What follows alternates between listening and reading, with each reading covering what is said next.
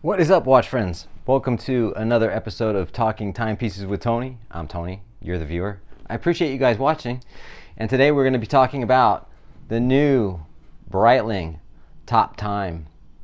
So let's roll the intro and we'll get into it. You're watching Timepieces with Tony.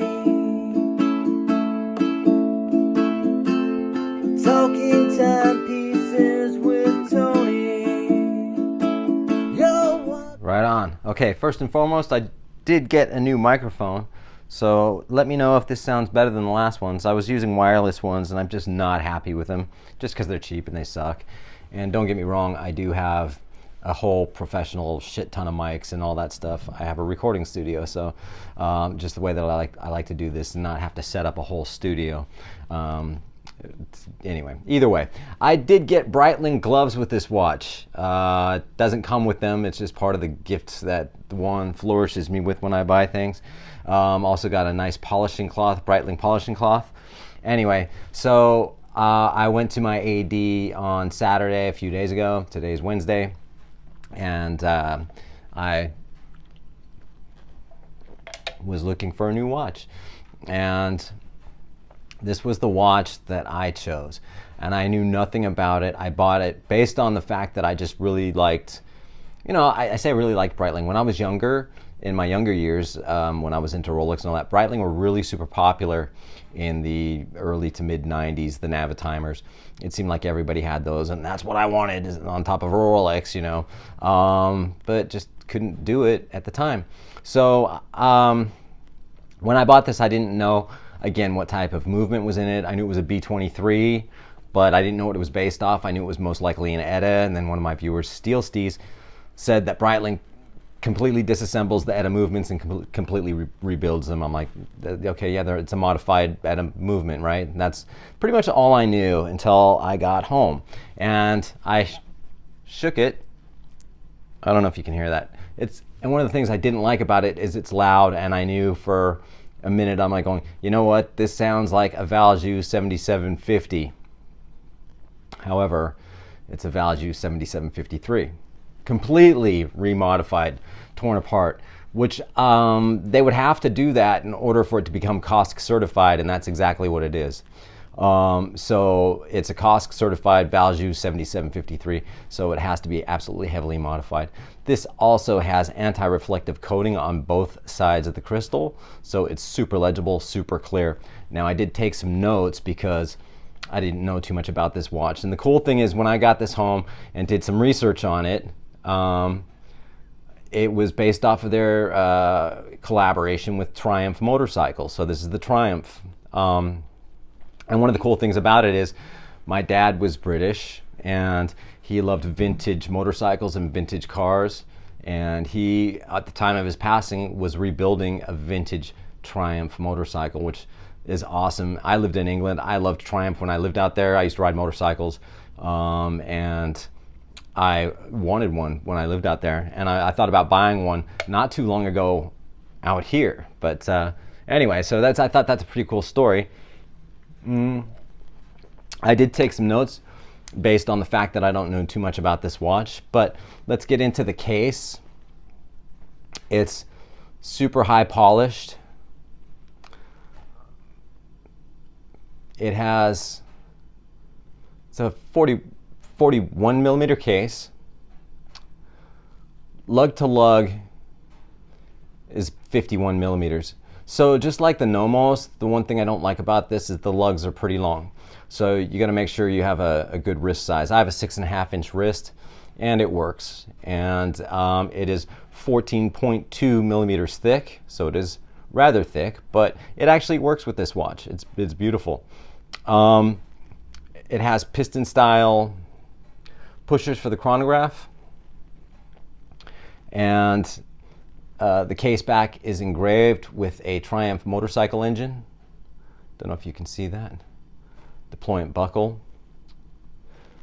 Again, the B23 Valjoux 7753 COSC certification. Power reserves 48 hours, so it's not too bad. I wanted to do that, do this whole thing. Yes, and once you look at the watch and see how beautiful it is, Creepy.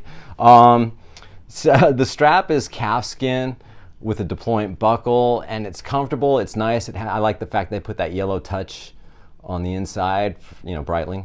I have it on the last hole, which kind of sucks because the deployant goes up my wrist and it kind of grabs me here, right in here. I don't like that. I ordered another strap for it, so I should be getting it pretty soon. That's going to match this dial, and this watch is going to pop even more so than it already does. It has the black, they're not square and they're not round, more ovalish kind of chronograph subdials there, 30-second subdial and a second hand. I've got this watch upside down, so just goes to show. Let's see.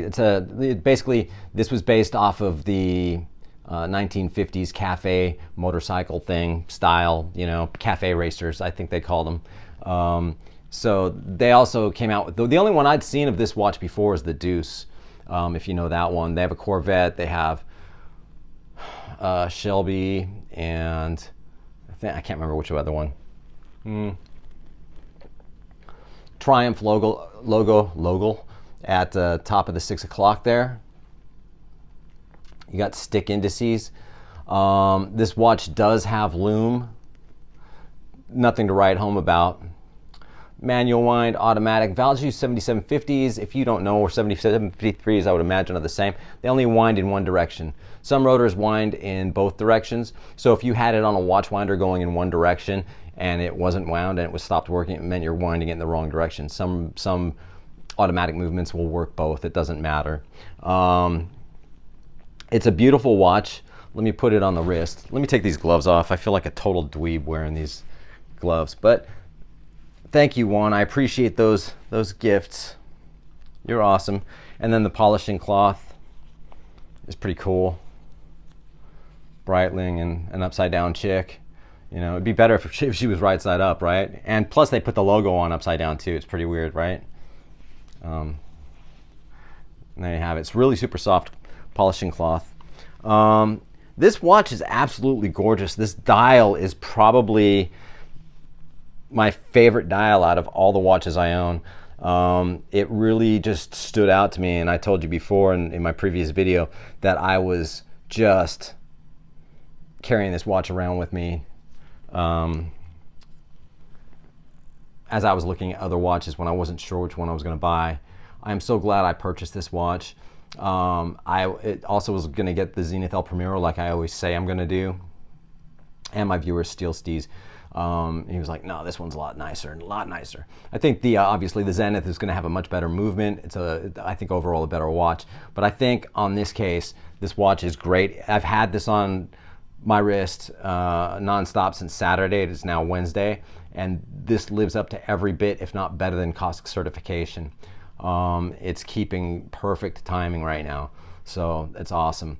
Has 30 meters water resistance, which it's not meant to be in the water. It's more of a sport ground, and it's gorgeous. I love this watch. So having said that, I appreciate you all, everyone who's watching my videos, and like, subscribe, have a drink. This ice blue dial is gorgeous. And again, one of the other things is that the sun ray sort of finished. It's like a Zorro style, like a kind of a Zorro mask, right? You just have to see it in person in order to fully get the effect of what this dial is all about. Breitling nailed it. They knocked it out of the park with this watch. So having said that, I appreciate you guys. You guys have have a great rest of your evening, and have a drink. We'll see you on the next one. Thanks.